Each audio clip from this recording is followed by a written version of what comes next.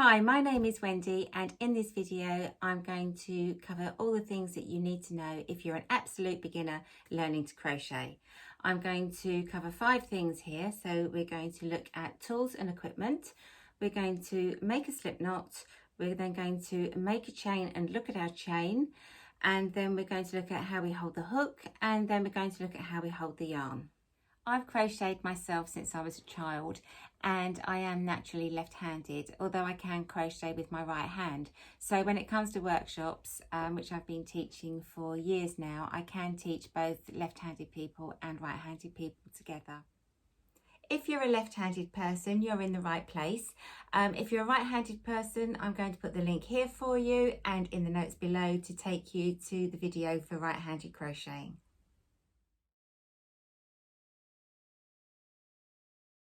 The first thing to look at is yarn. I'd suggest that you use a UK double knitting weight yarn in acrylic. I usually suggest to people to use Stylecraft Special DK. I'm not sponsored by them in any way, but it's what I've been using for the last 10-11 years. It's really nice to crochet with. It's got a good twist, it doesn't tend to split, and it's very versatile, inexpensive, and comes in loads of colours. So you can't really go wrong with that. I would avoid using a cotton yarn initially because there's no elasticity in it. And so that can be quite difficult when you're first learning to crochet. A couple of little extra tips for you. I would avoid using a random yarn, a speckledy yarn, or a stripy type yarn just initially when you're learning to crochet, because it will be more difficult for you to see where you're placing your stitches. And in saying that, I would also avoid black and very dark colours, because again, you're just not going to be able to see where you're crocheting.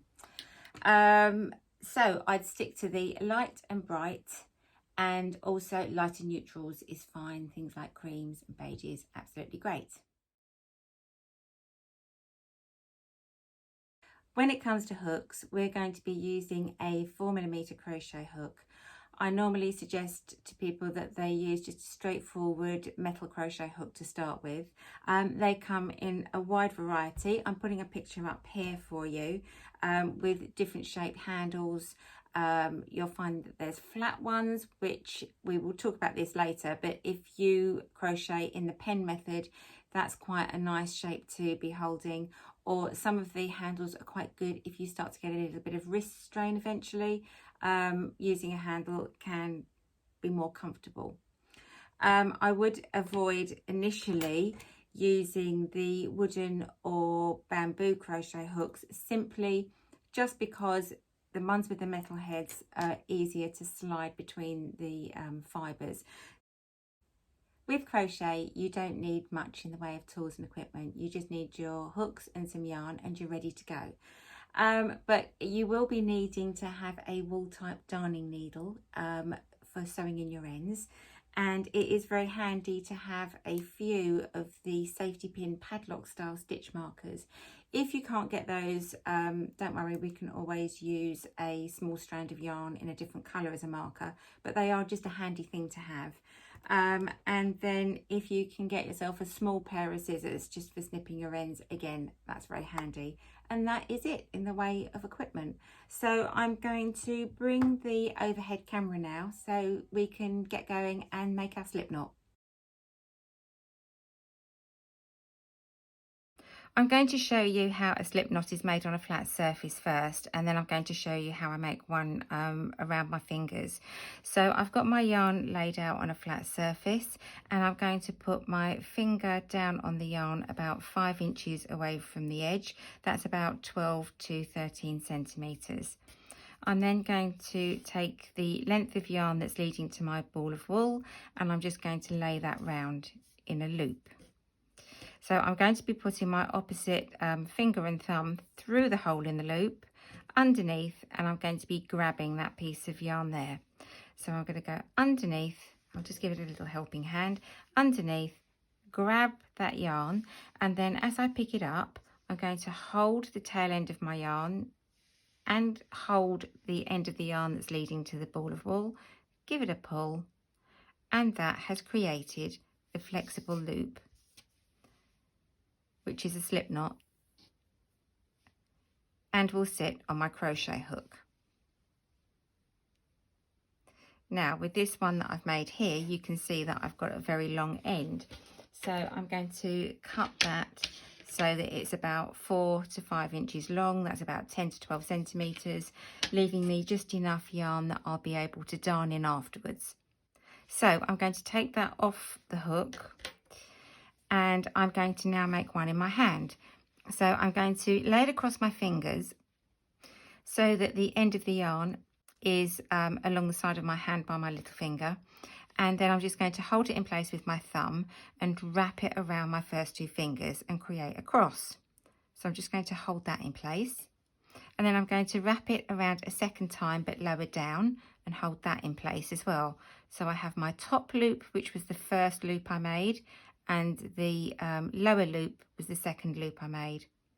I'm then going to take my thumb and my forefinger, and I'm going to go underneath the top loop and grab the bottom loop and pull it up through. And then as I pull this off, again, it's created a slip knot. So now we have this flexible loop that can just sit on our crochet hook, and we're ready to make our chain. We're now ready to make our chain, but before we start, we'll just look at the position of the hook. So we want the hook to be looking at us, a bit like a toothbrush if we were going to clean our teeth. And when we draw the hook back, we want to be turning it down and scooping it backwards. So we're going to have it looking at us, then we're going to turn it down and scoop. The other thing that I'll also mention is to try and keep your finger on top of the stitch on the hook as much as possible. This will stop it from spinning. If you see, I haven't got my finger on the hook. As I take the yarn up and over, the stitch spins round. If I have my finger on the hook, this doesn't happen. So I'm going to take my opposite hand and I'm going to put it underneath the yarn and up under the hook. I'm going to gently grasp the yarn and let go with my first finger, my forefinger. So my forefinger and my thumb are free. Now I'm going to take the yarn up the back of the hook, over the top and down the front.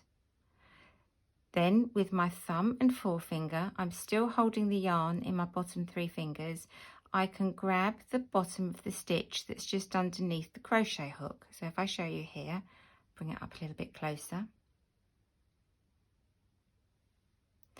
Now I'm going to draw my hook back through that stitch. So what I'm going to do is I bring my hook back, I'm turning it down to scoop, and I'm scooping it through, catching the yarn and taking it with me.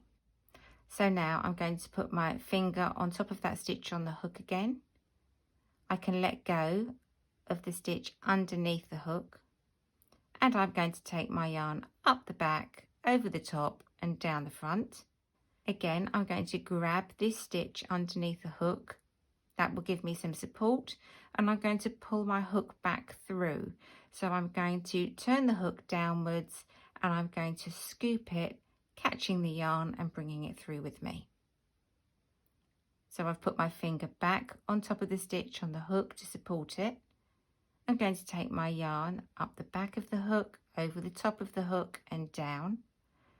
Grab the chain that's now appearing underneath the hook. If I give it a little tug, not too much, but a little tug, it actually opens up the space under the hook and makes it easier to pull back. So I'm now going to draw that hook back, turn it downwards and scoop it through. And I have 3 chains on my hook. So I've got that finger on top of the stitch on the hook, taking my yarn up the back, over the top and down the front, holding on to this chain underneath the hook now, and then I'm going to scoop my hook back through. So again, it's yarn up the back, over the top, down the front, hold the chain underneath the hook, and then scoop that hook back, turning it down and scooping it through. And this is how we go about making the chain stitch. And this is what I would advise that you do, because the more you practice with this, the more that you will develop your own tension. So now when we look at this chain, we can see that we're looking at a series of V's. Now this is the right side, and when you're counting your chain, that very first knot that's at the bottom, that's the slip knot, and we don't count that, and we don't count the stitch that's on the hook either. So I'm going to count mine. I've got 1, 2, 3, 4, 5, 6, 7, 8 stitches, and I'm not counting the one that's on my hook. When we turn it over, this is called the bump side, and this is the back of your chain. So now we've looked at making our chain, we can look at how we're going to hold the yarn. Up until now, we've grasped it in our fingers, let go with our forefinger and our thumb, and we've just fed it through our bottom 3 fingers.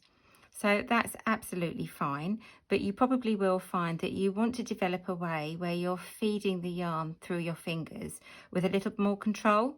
So I'll show you the way that I do mine, and then you'll need to experiment and you will develop a way that suits you.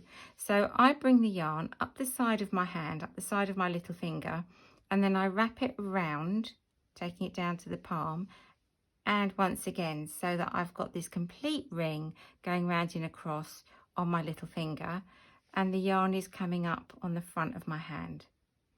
I then take the yarn across my ring finger and feed it back through, and then I take it back over my next finger and again feed it through to the front. And then this gives me a way that I can control the yarn by opening and closing my hands, become subconscious of how I can control the flow of the yarn. As I say, have a play and experiment with this, because you will develop a style that feels natural and instinctive to you. When it comes to holding the hook, there are 2 main methods. One is called the knife grip, where you're holding your crochet hook as if you were going to be eating with a knife and fork, and this is the way that I use. The other method is called the pen grip, and this is where you're holding the crochet hook as if you were going to be writing. I have also seen crocheters that have been knitters holding the crochet hook as if they're knitting, which I will show you now.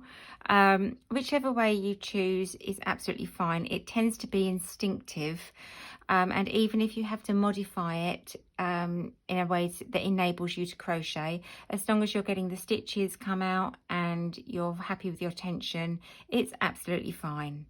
So just to recap, in this video we've looked at yarns and equipment, we've made a slip knot, we've now made a chain, and we've looked at how we're holding our yarn and how we're holding our hook. So you're now ready to go on to the next videos, which will be showing you how to make the double crochet stitch. Thank you for joining me. I hope you found this useful, and the next videos will be covering the double crochet stitch. So don't forget to hit the like button and subscribe if you'd like to see more videos, and I look forward to seeing you next time. Bye!